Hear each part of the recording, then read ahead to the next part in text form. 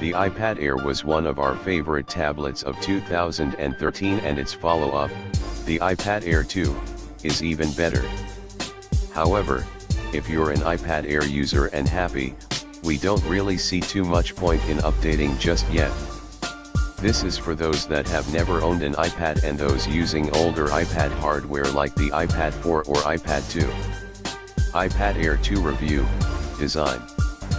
One obvious way is to make it thinner, and that's exactly what Apple did. The iPad Air 2 is 17% thinner than its predecessor. Now, you might be saying, hey, that's not all that much. And it isn't really, but that's not the point. The iPad Air was a huge step forward from the iPad 4 in this regard, so much so you could almost use the Air, thanks to its new design, single-handedly. The iPad Air 2 is 32 grams lighter than its predecessor and is just 6.1 millimeters thick, making it thinner than both the iPhone 6 and iPhone 6 Plus, as well as 2013's iPad Air. All the buttons and keys are in the same place, and Apple has even left the iPad Air's beautiful chamfered edges.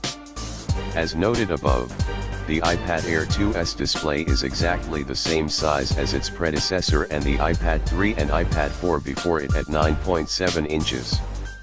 It's still an IPS LCD screen with a resolution of 2048 x 1536 pixels, and the pixel density remains unchanged, meaning no pixelation, excellent contrast, and expansive viewing angles. Again, pretty much what everyone and their dog expected. The iPad Air 2 has a special A8X chipset inside it, just as the previous iPad Air has an X variant SoC. The chip, which consists of a tri-core 1.5 GHz CPU coupled with a quad-core GPU, is designed to handle heavier, more intensive workloads. Apple wants you to create more than ever on the iPad, and it's upped the power, as well as included 2 GB of RAM, so you can create and manipulate things like HD video and photos all within the confines of iOS. Aside from Touch ID and the inclusion of support for 20 LTE bands, connectivity aboard the iPad Air 2 is much the same as it was on last year's model, with a Lightning connector on the bottom, Bluetooth 4.0, AirDrop and AirPlay support, as well as 3.5mm port along the top edge for your headphones. It does, however, have a new Wi-Fi setup. There's now 2 antennae versus the one in the iPad Air. It also takes advantage of the 802.11 AC standard, and this, when compared with the new antennas, results in faster, more consistent Wi-Fi speeds and connections. The iPad Air 2, like the iPhone 6 and iPhone 6 Plus, is available in 3 storage types, 16GB, 64GB and 128GB.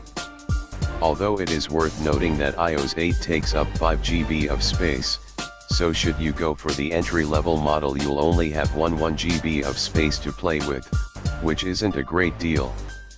Our advice? Save up a few extra pennies for the 64GB model, or, alternatively, bump up your iCloud storage. Still, the 8MP shooter aboard the iPad Air 2 is a huge update on last year's model's 5MP camera. Images are now a lot more detailed with better color reproduction and contrast. The iPad Air 2 also features previously iPhone-only features like slow-motion video and burst mode. The UX is exactly the same as before, but the added screen real estate does make editing and touching up images a lot easier than it is on the iPhone, so maybe there is method in Apple's madness. The iSight camera on the front remains the same as before, although Apple has done some back-end tinkering and has managed to improve low-light performance substantially. Switch it on in a dark room and you'll see what I mean. My only question here is, why couldn't Apple have done this first time around? The iPad Air 2, rather controversially, has a smaller battery than its predecessor, 8600 mAh versus 7340 mAh.